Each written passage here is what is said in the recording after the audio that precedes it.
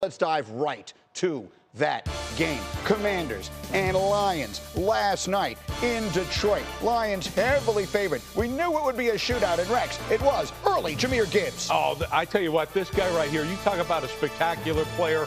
175 all-purpose yards. Now he knocks it in the end zone here. Punches it in, and so the Lions take the early 7-0 lead. But now a minute to play in the first, and Alex, Lions leading at 7-3. The first time we see trouble. Yeah, critical mistake here. Big play by this Commanders defense. Kind of story of the night. They were scrappy. They made enough plays to get the win. Teddy the other way. Jayden Daniels, De'Ami Brown, and they were just getting warmed up. Look at the Commander offensive line in that incredible protection to an incredible throw. Jayden Daniels down the field. He was hot all night. That one's 42 yards, and then Brian Robinson takes it in, and the Commanders take a 10-7 lead. Back and forth we go. Next possession, Detroit. How about this catch, Ray? Oh, this is absolutely ridiculous. This might be the catch of the year. Throws the glove out, doesn't use the other hand. Look at this catch. Get that one framed. Are you kidding me? Sam Laporta, 14-10 Lions. Next possession, Commanders. They didn't blink at all on this night, Alex. Here's Terry McLaurin. Jayden catches the Lions defense in pressure. Absolutely nice. Gets it to his playmaker, Terry, and then he does the rest. Finishing this one off with What a run. Very scary. Commanders take the 17-14 lead. Lions take over, and Teddy mistakes. The story of the night for the Lions offense. Commanders sitting back in that zone defense that they played all night. Goff throws it into a team meeting. Who was the rookie? That's my question. Who was the rookie? Because Goff got tight. Luvu makes him pay right there, and they walk it in the end zone. It's a pick six, and look at the hit that Goff will take at the end of this play. Yeah, right there. This is horrendous right here. I mean, should have been a 15-yard penalty. If that was Patrick Mahomes, somebody would be kicked out of the league. He would have to temporarily leave the game. But they turn it into offense. Jamison Williams, tricky play. Here come the Lions, Alex. Man, they got firepower everywhere. This guy's electric. This was unbelievable. Big play in this game. Shout out to Teddy Two Gloves coming in after coaching his high school game, leading the team to a touchdown drive here. Jamison Williams, a 61-yard score. It's a three-point game again. And then how about this throw, Teddy, from Daniels? Unbelievable. I mean, this is probably the throw of the night for me. Just the accuracy all the way across the sideline right there with the anticipation to put it where only his receiver could get it. Unbelievable. And then he finds his tight end, Zach Ertz, who's so clutch down by the goal line. Commanders, a 10-point lead. We're still in the second quarter, the highest scoring quarter in NFL postseason history. Another big mistake. Yeah, right here. I mean, he's late throwing the post. The post is open in the quarter's coverage. But Penei Sewell rarely, I mean, he gets beat. He steps up. You can't make that throw late like that. Sam's still on the scene again. All that was in the first half. To the third quarter we go, and we've got more trickeration from the Lions. This play was so good. I mean, so good. Look at the creativity here. Man, filthy. Montgomery credited with a completed pass. I know who designed that one, Rex. I have no idea, but the guy got the same name I have. Second and goal, Lions. Jahmyr Gibbs takes it in. It's a three-point We got a game. We got a game. Fourth. Now a critical moment. Rex, I'm coming back to you here. Fourth down, looking for a stop. The Lions have too many men. This happens when you got three practice squad players playing on defense. Still. Absolutely you can't do it. No kidding. Everybody in the ballpark's telling you got too many. But that's what happens. You got three practice squad players who never took a snap all season. Happened on a fourth down. Commanders get another chance. They get the touchdown. They're up by 10. Lions looking to answer, but it backfires for the first time. Pressing again, you're right. They're obviously going to another gadget. He can't throw the ball there. It's covered. He's got to throw it away or run it. Going back the other way, the Commanders on a 4th and 2. They go for it on fourth down almost as much as the Lions do, and they always convert. And then they convert from that to this. Jeremy McNichols in for the score. Commanders starting to open up a cushion. Final minute of play now. Lions are down 2 scores. Desperation time, and there's another interception. That ices it. One of the huge stunners we've seen in recent postseason memory. That young man, Jayden Daniels, and the Commanders were the win that absolutely no one saw coming. 45-31 on they go to the NFC Championship game, and afterwards, the thrill of victory and the agony of defeat. Three things, man. First one's this. Ball is life, man. All right, love you guys. Let's find out where it is tomorrow. Take our show back on the road. Yes, sir. I always believe that we could achieve more than what people give us credit for. But, you know, you got to go out there, put in the work. You got to go out there, work daily, get better each and every day. And just put your head down and grind. And by the end of the time of the season, you look up, you might be in a position like this. It's not the time to talk about what a great year or how many wins. It just, you know, it's because at this moment, I don't think any of us feel that way. You know, the whole point of doing what you do is to get to the show, man. That's why you play this game, and we fell short. Okay, put your feet up. We have a lot of time to dive into this game and its ramifications. And Teddy, you said something here a couple of weeks ago that I wrote down. You said, for some reason with Jayden Daniels, the rookie rules don't apply. What do we say about him after he just pulled that off last night? Continues to impress in the most difficult situation he's ever been faced upon. I mean, the #1 seed on the road, and he didn't blink. He didn't blink. We saw the throws. We saw his 4th down conversions with his legs. I mean, this team looks to him, and they know that they can beat anybody. This wasn't even about this game. This is about them thinking that they are the best team in the world and winning a world championship, I think. I think they totally had the expectations to go in there and win. You could tell it from their quarterback. The unbelievable offensive line play because, I mean, he had pockets that he could throw from where he was clean 3-4 seconds, and when he didn't, he could escape and use his legs. Absolutely impressive performance from probably the best rookie quarterback I've ever seen. I completely agree with you, Teddy. And the thing that jumped out to me about last night is, listen, there weren't any like highlight reel runs from him. This was just NFL quarterbacking as it should be from a rookie, right? Road playoff games this year. Jayden Daniels has 1 punt, 1 sack, and 0 turnovers. That is incredible, right? Last night, the Lions pressured him and pressured him and pressured him, and he had an answer. He got the ball out quick. He drifted. He made plays. 4th down, continually finding his guys. Look at that. That is an absurd statistic. On the road, 2, NFL playoff teams, and you're a rookie quarterback. This guy obviously is anything but a rookie. He's so prepared for this stage. And he embodies what this team is about, right? Dan Quinn preaches anybody, anywhere, anytime, right? These guys are fearless, and they got a QB who's fearless as well. Well, and that's it. He's a hired killer. You say what you want. I mean, does he have a pulse rate? I don't know. But you just go in on the road and playing in that environment, dude's like, hey, let's go. Oh, it's 4th down. All right, rookie quarterback. He's throwing forward. He's doing whatever. Like, it is unreal. And look, here's what the NFL has to look forward to the next 10 years. That dude's going to be in the playoffs for the next 10 years. Like, he is that good. He's one of those type of guys. I said it, remember, early in the season, I said, every single team in the NFL is going to be looking for this guy. Good luck finding this guy. There's no way in hell. Like, he is so good. It's unreal. And look, we can say what you want. But he's, taking an average offensive line at best and only gives up the 1 sack, all right? They play good against a JV pass rush, I get it. But it's not that. This kid is amazing. And then when you look at the defense, their defense, they got the 5 takeaways. That's outstanding, not taking anything away. Gave up 560 yards. It doesn't matter when you got this cat at quarterback. I love Jayden Daniels. I think he's absolutely spectacular. I mean, do you think they're going to care if they got to go to Philly, if they go to LA? They won't care because who they play. just went into one of the toughest places. They outdid the Lions at their own game. Right? They rushed for 182 yards. They protected their quarterback. The trick plays, they got a couple on them, but then they play zone coverage. You want to try to get greedy on us and press. We'll just play zone. Sane Ristil's another great rookie that had 2 interceptions last night. They're the ones that converted on 4th downs. 3 out of 4 on 4th downs. They took the Lions and said, no, we do this better than you do. They were clearly the better team last night. Well, they were when you got 18 players out. Let's not get it twisted. I've got to say this. No, I got to say this. Number one, like, I'm not saying taking away anything from the Commanders, all right? And it's not like they did it against Detroit only. They're the #1 4th down team in the history of the National Football League. So you're surprised that they did it this way? No, this kid has been doing it all season. They convert at the highest rate ever in the history. So this team is outstanding. I mean, it is. It's outstanding.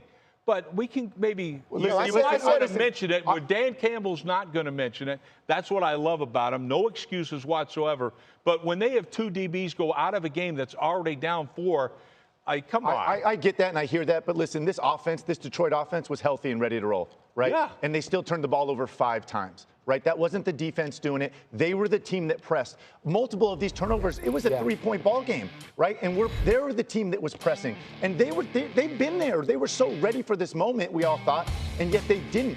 And it was the flip side, the rookie quarterback, the young team that handled the pressure better. They didn't press and make these critical errors. Detroit turned it over 5 times during the regular season against the Houston Texans and was able to survive. You're not surviving in the postseason when you turned it over 5 times against this rookie quarterback who has been great on 4th down, who has 6 drives in the final 10 seconds of a game, who now we can begin talking about. We see the 4 great quarterbacks in the AFC, Josh Allen, Lamar Jackson, Patrick Mahomes, Joe Burrow. Well, there's one in the NFC that now rules that conference, that changes the way that we're going to view this franchise and view that conference. He's elevated an otherwise average roster, made him a viable Super Bowl contender. And I think somehow the football gods may have had something to do with this. This is the first full season that Daniel Snyder is not involved in Washington. And now they're looking down in Washington and saying, enjoy this trip to the NFC Championship game that your fans will love. I just can't say how surprised still I am at what Detroit put out there. I mean, this is the team that was number 1 in point differential, okay, and number 1 in the time of possession with a lead. All of a sudden now, did you expect this game to be a bludgeoning? Did you expect this game that it was going to be a blowout? They did. All of a sudden, you're in a game now, and Jared Goff is the one that's playing tight. I mean, there are no defensive players that got hurt that were on that offensive side. The quarterback was tight. I think the play calling was a little tight. Goff throwing into team meetings. I don't know who the rookie was. Yeah. Well, that's what I'm thinking. And look, even on that particular play, you got a guy that's open by 10 yards at least. And he decides to throw it deeper. We've seen him do it and make those things. I'm not saying he didn't play tight. They did have 530 yards. 5 turnovers though, Rex. But I know I get it. I'm absolutely get it. But to sit back and say, guys, this is all about the quarterback. It is. It's all about this quarterback. He has elevated the play of that entire football team. And that's how special this kid is. To sit back and say, well, the Lions, you expect more and all this stuff. Look, this team won 15 games, riding a defense, by the way, that was dead last in the league since week 14. Week 14, they've been dead last in almost every category. Total QBR, per play, all these type of things, all right? And they were number 2 in the league in all those categories up until those injuries. So did it have a little thing? Of course, but I'm saying I don't want to take away what the Commanders are doing. But let's not just say, well, the Lions were terrible in this game. No, they played an awful game, obviously turning the football over. But to sit back and just ignore the fact that they had all these injuries, I think is over. They'll be back there next year. We'll see. No one's going to feel sorry for them. I don't feel sorry for them. Nobody on this desk feels sorry for them. And now they're going to go forward. And I'm just saying, these Lions. Windows close quick, and you're going to lose your offense. I'm proud of the damn Lions. I don't care. I get it. They lost the game. I wore my Lions stuff here because I'm proud of that football team. If you are a Detroit Lion fan, you should be proud of your football team. But guess what? The best teams don't always win. The best teams don't always win. You can be proud. You can be proud, but you're disappointed this morning. Absolutely. We understand your pride, and rightfully so. But listen, last note on this. The Commanders coaches, I talked to them this morning, all week they were preaching to Jayden about not taking a negative play. No sacks, that the Lions were going to come after him, and he was ready. He was the guy that didn't make the critical errors, right? Not a single sack. He dissected the pressure yesterday. And on the flip side of this Lions offense has no excuses. Right? Full power. They were a juggernaut, and that they were the ones, right? They pressed. They made these errors that lost this ball game. They went in the game knowing they had to score 40 points. All right? Now, they didn't. They scored 31, turned the ball over 5 times. Absolutely not to their standards.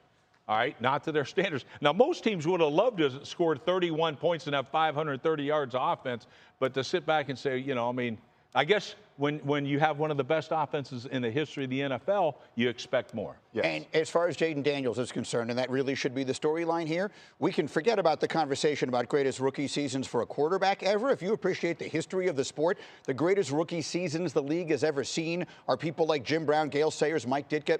I think Jayden Daniels goes to number 1. I think with this win, Jayden Daniels is the greatest rookie the NFL has ever had. and he's 1 win away now from the Super Bowl. So that's where we stand from last night. Last night, Texans and Chiefs started this round of 8 in the NFL playoffs. Patrick Mahomes, Travis Kelce. And you know what, Rex? As sure as can be, it's going to be Kelce in the postseason. I mean, you know what's coming. You can't do anything about it. This is what happens. You're late on the blitz here, but Kelce make that tackle. is an absolute freak in the playoffs. That was with a 6-3 lead midway through the second quarter. 3 plays later, it leads to Kareem Hunt punching it in, and the Chiefs are up 13-3. It's 13-6 midway through the third. And then, Alex, here comes this Houston offense. They come to life. First, it's Nico Collins, and then Joe Mixon. Yeah, this was big. They ran the ball great all day, and then C.J. Stroud, I thought he played well in this game, especially in big moments, using his legs. Big thrown catch right here. It would set up Mixon for a 13-yard touchdown. Texans would miss the extra point, which would be critical in a variety of ways. Texans down 13-12. Teddy, next drive, here's a big third down play. Where else would you go? It's easy. That guy. Travis Kelce, you got to double him. You got to take care of him in critical situations. Third down in the red area. And you got Taylor Swift and Caitlin Clark looking on fourth down. They go for it, Rex, and they get it with Kareem Hunt. Yeah, they pick up this guy during the season, and this is why. Short yardage plays, he is. And then this is a third down play. Alex, go ahead and give me some insight into this. I would love to say I taught him this, but I mean, listen, this is what makes him so special. I mean, look at the gravity of the situation. Situational football, red zone specifically, was the difference in this game. And these 2 touchdowns, I mean, this one right here, falling down, I mean, Superman throw. I mean, to have the courage to make this throw, let alone pull it off, is ridiculous. Trav finding that spot right behind the linebacker is just textbop. So it's an 11-point game late. This is on second down, Rex. They took a lot of bad sacks. No, and you can't do that here. As good a quarterback as this young man is, he has a tendency to take too many sacks. At back-to-back sacks on this sequence here, and Stroud being helped off in this game. He banged up his knee early on. You'll see him being helped off. A 35-yard field goal from Kaimi Fairbairn would have made this a 1-score game, would have made it interesting, but I'll say this. Fairbairn had himself a very bad day yesterday. Leo Chanel with the block on that one. Fairbairn missed another field goal badly and missed an extra point. This one was the punctuation. Any chance the Texans had went away right there. And so Mahomes and the Chiefs go on to win it 23-14. They move on to the AFC Championship game, which they have qualified for in every season that Patrick Mahomes has been their quarterback. 23-14 for the Texans. A good year comes to a disappointing end. I feel like we were the better team, you know what I'm saying? But we shot ourselves in the foot again. Like, we have to find some way to get over this hump of us making the same mistakes over and over and over. We can't have that if we want to beat teams like this. We knew going into this game, man, it was us versus everybody, right? When I say everybody, it's everybody. The naysayers, the doubt, right? Everybody. With that, knowing going into this game what we were up against, we can't make the mistakes that we made. You can never relax from last year to this year. But that's a good football team. Phenomenal defense that they've got. And we knocked a little of the rust off, and we're humbled to be in that position. So it doesn't always have to be an offensive explosion. It doesn't always have to be the defense locking it down. It's just who can find a way to get a win and how can we do that. And I think that's what makes us a special football team. We'll try to carry that into next week. Again, he has been in the AFC Championship game in every season that he has been the starting quarterback, and we'll see he's now 1 win away from a shot at an unprecedented three-peat. And, Teddy, as you watch the Chiefs play, they remind me of your Patriot teams, which is they never do the things that get you beat, and that is a big part of winning postseason football. And when you beat teams as often as they do, you get some teams thinking, like Will Anderson said, we are the better team, but then he says we just keep making the same mistakes over and over and over and over. I don't think the Houston Texans understand how to win a football game like this. I think there's just a big difference in class of coaching staffs and in players here, and I recognize it right away. I mean, in terms of the opening kickoff, and then, it was Chris Boyd going absolutely ballistic because he thought he forced a fumble, him pushing his coach, and then the defense, yes, the defense is outstanding. Minus 15 yards from that, and they get the 3 and out. Maybe it's a tougher field goal to make. Those little things, they just don't understand. Will Anderson, you know that's Patrick Mahomes, right? If you give the officials any type of excuse to throw the flag, they will throw the flag. I played with a guy that, he had the same type of carte blanche / Jordan rules that Patrick Mahomes also has, all right? You're gonna get those calls, and you have to know how to win those type of games. To hear D'Amico Ryans afterwards talking about, everybody against us, of course he's talking about the officials.